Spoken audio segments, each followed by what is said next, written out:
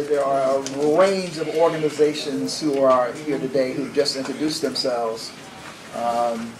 And this body, and in your packet you'll see a mission statement, is one that we have been working on for a number of years, which represents the bringing together of various constituents of the African diaspora, recognizing that that diaspora is diversifying and is no longer what it once was. The reality is, however, the fact that we have that community does not mean that we are connected, that we are working with each other. So this body is a rare body in many respects, in that we bring together every 3 months, 4 times a year, continental Africans, the Afro-Latino caucus over here, Caribbean Americans, as well as African Americans. Yes, wonderful lady. To the chief, Dr. Jeffries. Paramount Chief. To my sister who is hosting us here, distinguished guests, my brother Mel, ladies and gentlemen, it is indeed an honor to stand in front of you this morning, and also thank you for just taking your time on a Saturday morning to come in and have us come together as people of African descent. I think, as Mel said, I was a country doctor minding my own business in Tennessee when I was asked to come here. As part of my conversations with Madam Zuma, I wanted to know why she was so insistent that I took this position. And she said, well, the diaspora are such an important part of Africa's development. The heads of states are very clear about how there cannot be sustainable development in Africa without the significant participation of its children in the diaspora. Starting from those who crossed the Atlantic in shackles, and those who left much later in search of greener pastures. The reality is, for Africa, the brain drain has been enormous. And Africa cannot build itself without repatriation of those brains. The real issue now for the African Union, through its African leaders, is the how. So she said, we're all grappling with the idea and how to bring the diaspora together. And she said, I don't have a plan either. But she said, you are a woman. I've given you the platform, so figure it out. So this is where we are. That is the call from the chair who appointed me. Yes, in addition to promoting Africa in the Americas, and right next to that, and I have reversed it. If you look at my mandate, is the promotion of Africa in the Americas and the diaspora. I have reversed it. My first priority now is the diaspora. Because when it comes to the sheer survival of the continent, the diaspora must be front and center. My talk today is going to be in 3 parts. I'm going to start talking about who we are and where we come from. Or rather start with where we come from, who we are, and way forward. And as Mel knows, there is one particular part of our history as Africans that defines the status of our situation in the world today. And that event is the Berlin Conference. And I've taken it and made it my mission to make sure that every person of African descent, in order for you to understand why Africa is where it is today, you must understand the Berlin Conference. Why did they meet in Berlin, 1884 from November to 1885 February? Prior to that date, of course, slavery had just ended in 1865. The Western world, the French, the British, the Italians, even the Russians, they are all haphazardly going into Africa. They heard about this beautiful, very rich continent with everything they can ever need. So as they were robbing and looting from the African people, pretty soon they started looting from each other. And then before you know it, they were fighting and killing each other. So the then Chancellor of Germany, Bismarck. He was afraid that they were getting ready to have a European war on the African continent. So he called his crony, King Leopold of Belgium. He said, let's do something about this. We are all going into Africa and looting. Let's organize how we're going to loot from these monkeys.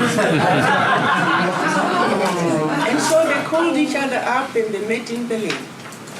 The sole purpose was for this gang of thieves to organize themselves as to how they were going to effectively steal and loot from the African people.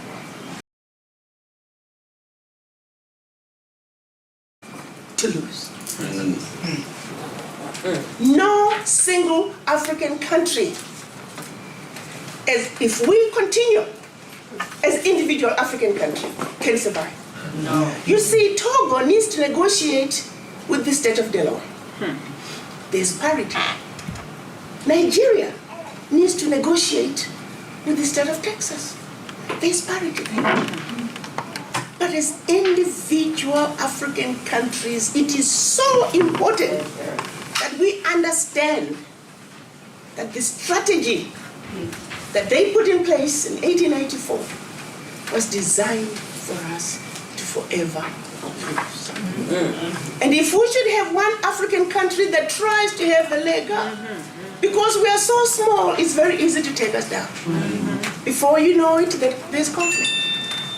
It is in the books that of the 7 African leaders who were assassinated during the coup in the Francophone countries, they were all orchestrated by France. Why were those leaders assassinated? 1958, when the French were leaving their colonies, they made them sign what they called the Pact for the Continuation of Colonization. This pact necessitated that 85% of the Francophone countries keep their bank reserves in France. Sadly, that pact is still in existence today.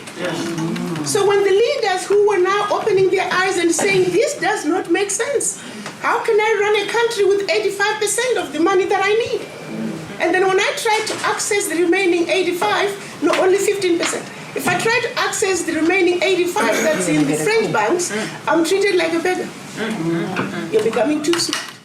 Next thing you know, there's a coup, and you're assassinated, and they put a puppet in. And then it gets to a point where everybody gets scared.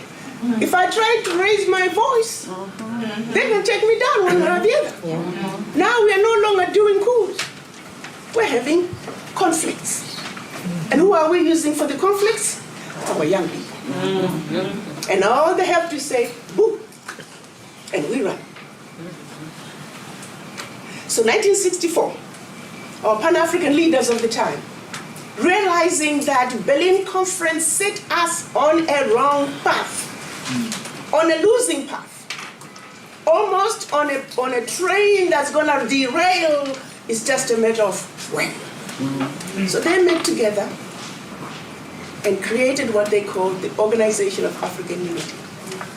It was during this meeting that Kwame Nkrumah declared that you are not African because you were born in Africa, but rather you are African because Africa is born in you. All right. Once you are taken from the geography of your origin and forced to live in a state designed by others, you're still the slave to the man who's astute enough to control a container called the state. The cannons of World War II were barely cold when Africans met in Manchester, England. They were prepared to claim that container called the state for themselves. The Pan-African Congress of 1945, now you have the one thing you did not have in the rest of them. You have Caribbean scholars, African-American scholars, not a whole lot, and Africans themselves are now participating. We're not talking about Africa out of the presence of Africa. Now you're talking about Africans with the Africans on the scene. One African being the co-convener of the conference, Kwame Nkrumah. Out of that 5th Pan-African Congress came the mentality, the basic planning to rule and to take over a nation. The others were saying, give us the education. At the 5th Pan-African Congress, they said, we got the education, we got the manpower, we want to rule now. The people of Ghana resisted British rule from the very beginning. In March of 1957, they become the first Africans to win their freedom. Kwame Nkrumah was ready to rule. When I knew Nkrumah in the Harlem History Club days, my impression of him was not as the future head of state, but as an African who's going to go back and make a major contribution to his nation, and he was a committed African.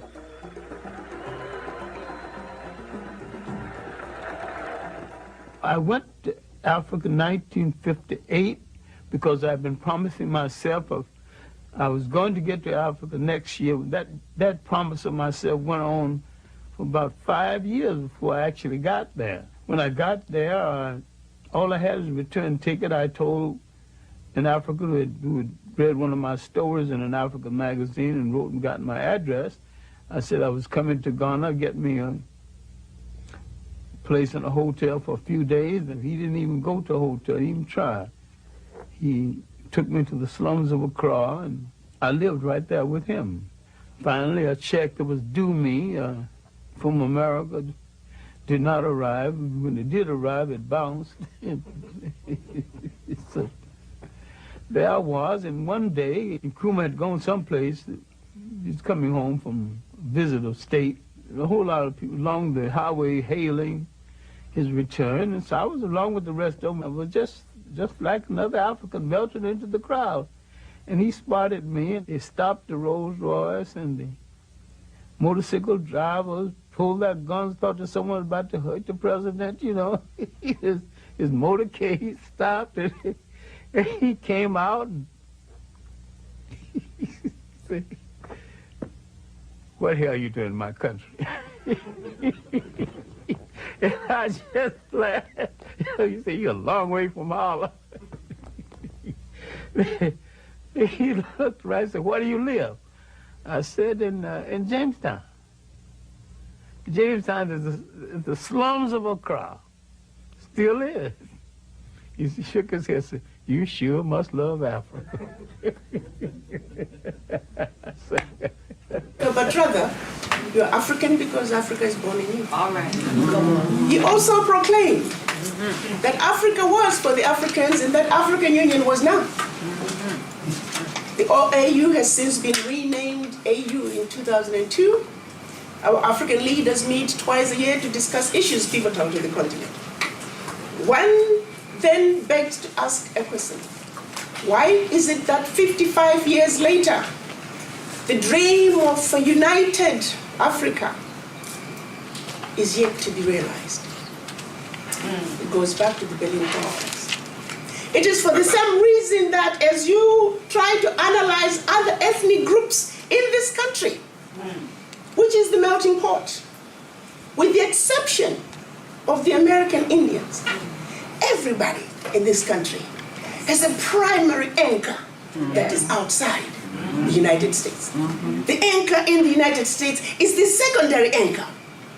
So the Indian diaspora, they realize that their primary anchor is in India. This is secondary. The Irish diaspora, same thing. The Chinese, the Mexicans, all other ethnic groups, they recognize their primary anchor. 2-3 generations removed, but they know where they come from. Now let's take it home to us black people. Come on now. We're the only ethnic group that's too busy trying to run away from our primary anchor.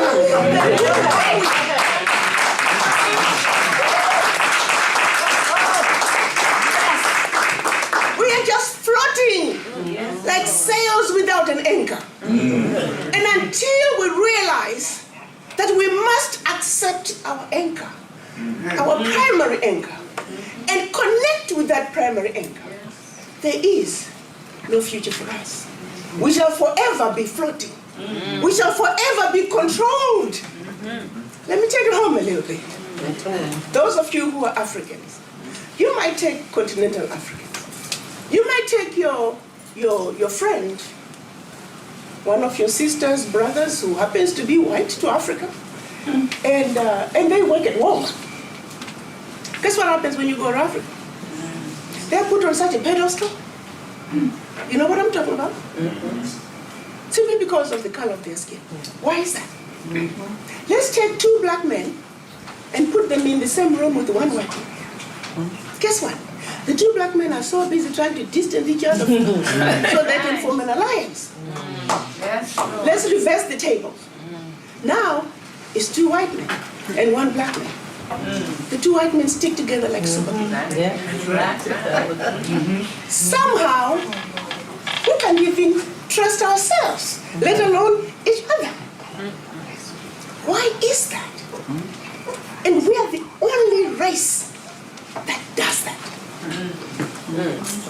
So the colonization and the legacy of slavery that we have gone through, it is deep. And until we recognize that we are suffering from this affliction, we can't begin to heal. Yes. Which is why it is imperative that we have a serious conversation with the image in the mirror. Because the healing begins with you having that serious conversation. Asking that image in the mirror. It's a very important question. Who are you? Why do you think the way you do?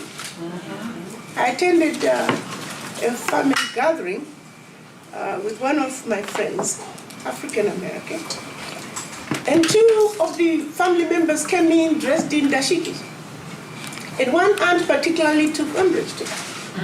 Wanted to know what's up with these dashikis. She felt that this was cheapening their event because the two cousins came in dressed in dashikis. So our issues are huge. I was addressing a group of young people, and they were talking about DNA testing so you could know where you're from in Africa. These were young African diaspora, African-Americans.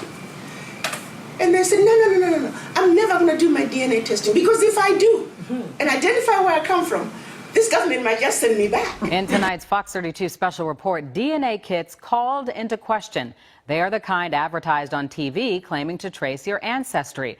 A woman says she used two different popular services to trace her family history and got wildly different results. Fox 32's Tia Ewing reports. This is my mother, my father. Jennifer Smith says flipping through family albums helps her reconnect with the past. And I just want to learn as much as I can about my history. She recently took that learning one step further and decided to try a DNA testing kit. Ancestry.com, very popular. You know, they're in all of the commercials. Everybody talks about them. Smith received the kit, followed the directions, and mailed it back. Just like the lady on TV says, you have to spit in the tube. It's not ladylike, but that's what you do. Then she waited the 4 to 6 weeks. And I was shocked. Smith's breakdown from Ancestry showed 97% European and 2% Asian. I'm a black girl. I am not a Jewish white lady. I'm black. My parents were black. She contacted Ancestry with questions, but says a rep told her the results are accurate. She told me there was no way they could have made an error. Smith decided to try again, but this time she submitted a DNA to 23andMe. And the results were very different, but they were not a surprise to me. The 23andMe findings showed 70% African for Smith, after Ancestry's findings showed none. Both kits can't be right. One of them has to be wrong.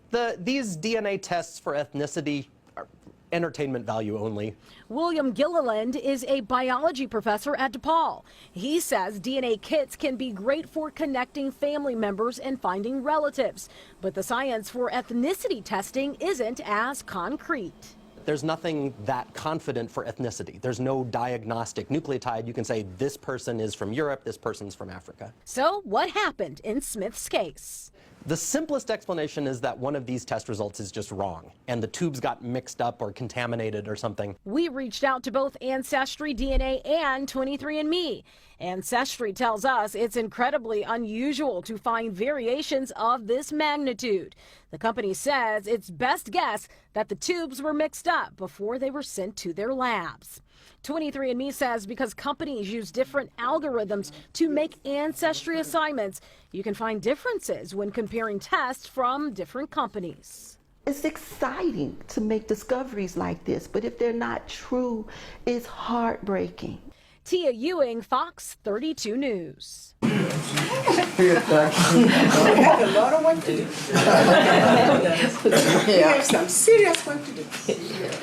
Last year, I was informed of a situation at Cornell where the African-American students were protesting against the continental and Caribbean students, claiming that they were getting preferential treatment. They wanted me to issue a statement. I said, what is the statement going to do? I said, I need to go see the children. All right now. They need to see me. They need to feel me, and I need to feel them. So we flew to Cornell, and we had a town hall session. And in my speech, I asked the children, I said, if the issue was the quota for black enrollment, as they said the continental and Caribbean students are being used to fill the quota for black enrollment. I said, if the issue was enrollment, and the issue was foreigners, did it occur to you to go to the administration and also complain about Asian enrollment, Asian quota? They looked at me like, are you crazy? And I said, secondly, did it occur to you that maybe you could go to the administration and say, please, the quota for black enrollment is too small. Yes. Let's increase it. There you go. Yes. Yes. But instead, the mind that's suffering from the legacy of colonialism, the mind that's suffering from the legacy of slavery, said, go after your sister, go after your brother. So we find ourselves fighting over crumbs under the table when there's a 10-course meal going on the table. So instead, how do we get ourselves out of that mindset? It starts with that conversation with the image in the mirror.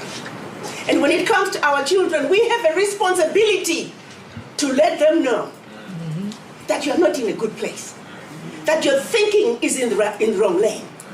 And we have a responsibility to direct them into the right lane. Yes. But how do we direct them if we ourselves are in the wrong lane? That is where our problem is.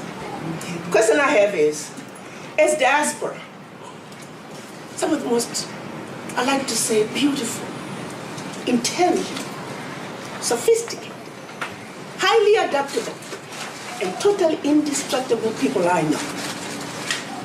Why can't we get this right? We don't need anybody. We have ourselves. And all we gotta do is come together. Let me give you a simple example. I was talking to a group of bishops. I said, bishops, I found out that $50 million leaves black churches every Sunday. And by Monday, they're all lined up to deposit it in white bags. So I may even drive past a black bank. Can you imagine if these monies have been going into black banks for all these many years? Our banks will be in a different place. You see, others take that money and fund each other. I don't know how many of you remember when President Trump met with the African leaders. He said, my friends go to Africa poor, they come back rich. And then I had others calling me to say, well, how could he say ambassador? I said, the man said the truth. Now, you may not want to hear it, but it is true. The real question is, what are you going to do about it? Are you going to continue to be a complainer and a noisemaker? Or are you going to do something about it? Let me take it home a little bit. There's so many of us here. If we were to say, we have a credit union, and everybody commits to opening an account, it's still your money. $10 a month. Just take 10 million out of the 55 million, 50 million in this country. That's 1.2 billion in 1 year. By just opening an account in a credit union, it's your money. But guess what I could do with that? I can then turn around and go to the African Union and say the diaspora in America are sitting on a credit union with $1.2 billion, and everybody would have only been put into it, your account would only have $120. No brainer. Guess what can come out of that? Oh, thank you. But it is even more crucial that we come together now. April this year, we saw the signing of the African Continental Free Trade Area. This is when the African leaders came together. Finally, we are beginning to break down the Berlin Conference. The African countries finally agreed to speak with one voice and speak as a bloc. One Africa, one voice, one country, one proud and strong. So the African Continental Free Trade Area is one giant step in destroying the Berlin Conference. Secondly, they also signed the Protocol for the Free Movement of People, which means regardless of where you were born in Africa, you're free to go and live and work wherever you want within Africa. Both protocols are currently now being ratified. Let me explain the process. So of the African Continental Free Trade Area, first the president has to sign and agree. Out of the 55 countries, we have 50 that have signed up to say, yes indeed, we're on. And out of the 55 countries, we only need 22 countries to ratify. And already 6 countries have ratified. They're ready for implementation. So we are hoping by December, we will have the 22 ratifications needed in order for implementation to begin.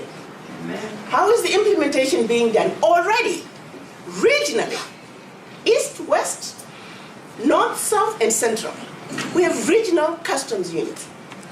So the integration of the 5 customs units will then result in the single African customs unit.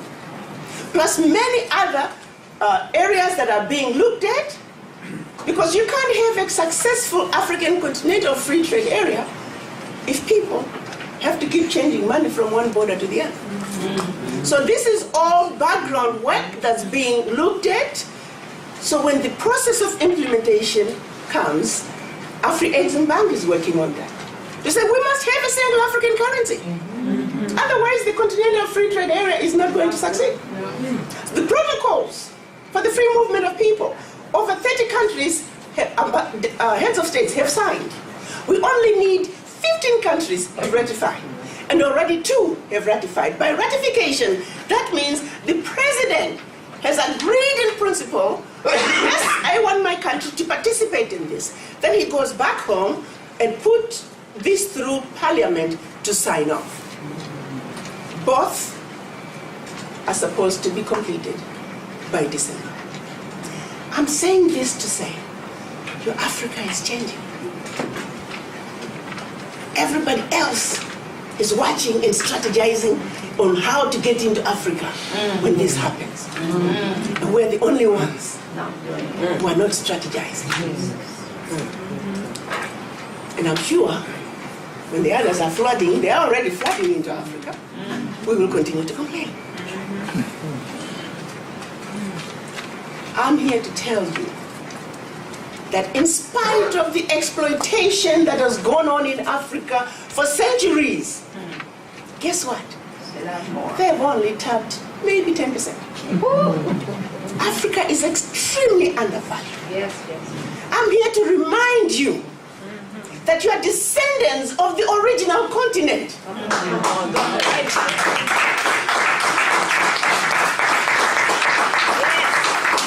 When the world was one, it was called Pangaea. Through tectonic shifts, the other continents drifted away. Come on. Guess which continent has never moved? Yes, yes, yes. So it's not by surprise that we have everything and anything the world needs. Yes. Diamonds, check. Come on now. Gold, Check. oil, Check. cobalt, check. Vibranium, Come on. check.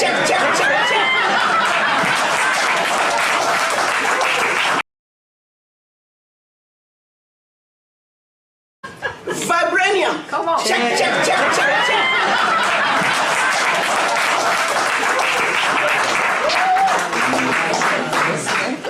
And that is all ours. And not only that, we are the origin of humanity. That's right. Humanity as we know it. The genome that runs in your blood, in your veins, is the genome of originality. Why then would you allow somebody to make you feel less than perfect?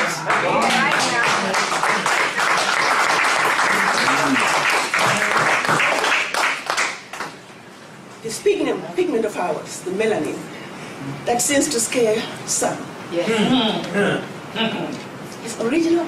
It's a sign of originality. Anything else is lack thereof.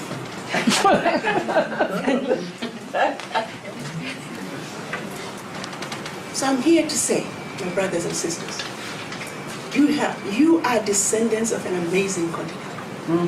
A continent that's being exploited by everybody except us. We don't need to exploit Africa, we just need to go home. Yes. We just need to go home.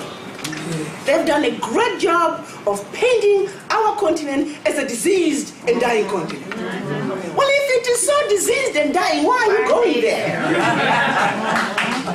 You tell us one thing, don't go to Africa, but they're running to Africa. The onus is on us to say enough is enough. That we are going to be the generation that's going to turn the corner. Because I don't know about you guys, but this can go on. Our circumstances, wherever you encounter us as black people around the world, are deplorable. How long does this have to go on before we can say we are sick and tired of being sick and tired? And that is why I'm here today. To say, as the African Union representative, I'm a woman on a mission. The diaspora must come home. And I hope we can join hands. I'm looking to put a board together that's going to be an AU advisory board, that we can begin to set an agenda. So when issues come up, just like I talked about the 1.2 billion, 10 million, each one paying, opening their own account for $120 a year. Can you imagine when I can walk back to the African Union and tell the African leaders that the diaspora are sitting on an account with $1.2 billion? Now, that is a voice. Are you with me? Yes. No money, no voice. Let's be clear about that. We can keep talking as long as we have no money. We are noisemakers. It is just that simple. And this is a simple, no-brainer idea that I'm trying to sell to the diaspora to say, if you believe in Africa, let's identify a credit union, and there are quite a few that are owned by us. That we could say, open an account so you can stand up and be counted. When I walk in and I say the diaspora in America are sitting on an account in 1 year with $1.2 billion, they want the African passport. I got ears. They will listen to me. But if I go to them now, they're saying, where's your army? Where are the diaspora? We have to stand up and be counted. And if we believe in ourselves, our children, and generations to come, we have to do this. We have to come together once again as one united African family. proud and strong. Thank you for listening to me.